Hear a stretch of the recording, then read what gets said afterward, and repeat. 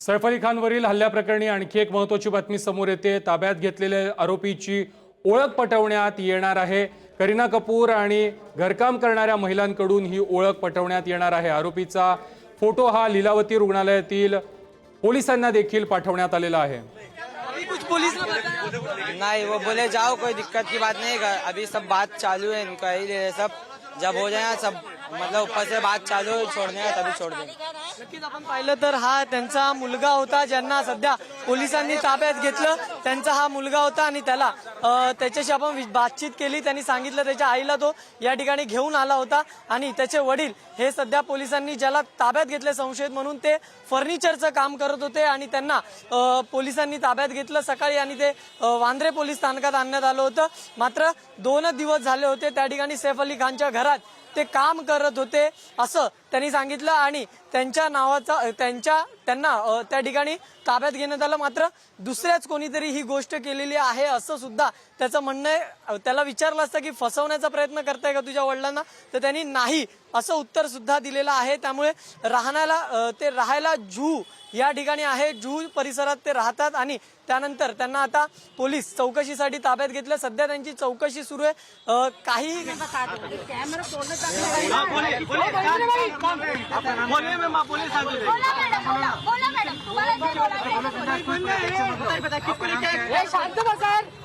कैसे बताओ? आप बोलिए किसको लेके? मैं अपने आदमी से मिलने आई हूँ। क्या नाम है आपका? वारिस अली नहीं पुलिस नहीं लाई है, पुलिस नहीं लाई है। उनके मैनेजर फोन करके मेरे आदमी को घर पे फोन किए तो बुलाए थे। उनका नाम क्या है? उनका नाम क्या है? वारिस अली सलमान पूछताछ के लिए। किस मामले में? ये नहीं पता मुझे, खुद को नहीं पता। आपके हस्बैंड वहाँ पे क्या काम करते हैं? कारपेंटर का काम चालू किए थे। कारपेंटर का। कारपेंटर का काम। बोल के ले पुलिस ने उनको? हाँ? क्या बोल के पुलिस? नहीं बोले, पुलिस नहीं बुलाई थी। बोल रहे ना पुलिस नहीं बुलाई थी। हाँ। पुलिस को लेके लेने आई थी वहाँ पे? पुलिस नहीं, ना मेरे घर उनके पुलिस मैनेजर आई आए है, ना मैनेजर आया ना पुलिस आया। फोन आया था, फोन पे हम लोग मेरे आदमी गए थे, जब किए इन्होंने तो डर किस बात की, तो इसके वजह से चले गए थे। मेरे 5 कारीगर वहाँ पे हैं पूछताछ के लिए। अरे कैसे मांगे? अरे देखो ना कितना वो छेक पे रखा, मैं बता दी हूँ ना। आपके हस्बैंड का नाम क्या है? बता दी हूँ कितनी बार। सर बता दिया है उन्होंने।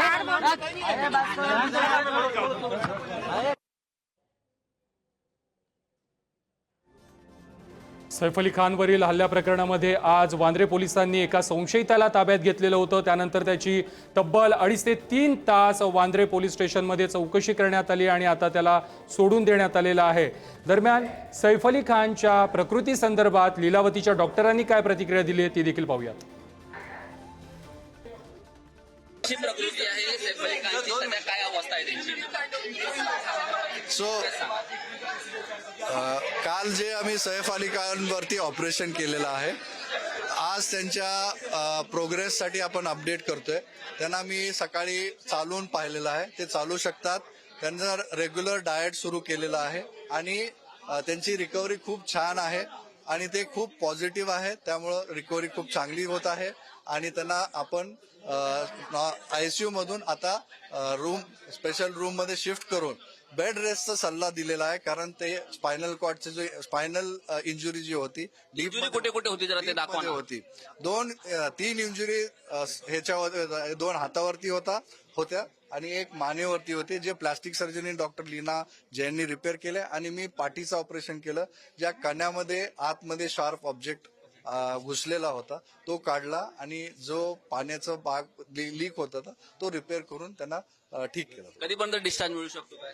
आज त्यांचा प्रोग्रेस चांगला असल्यामुळे आम्ही त्यांना ICU मधून रूम मध्ये शिफ्ट केलेला आहे।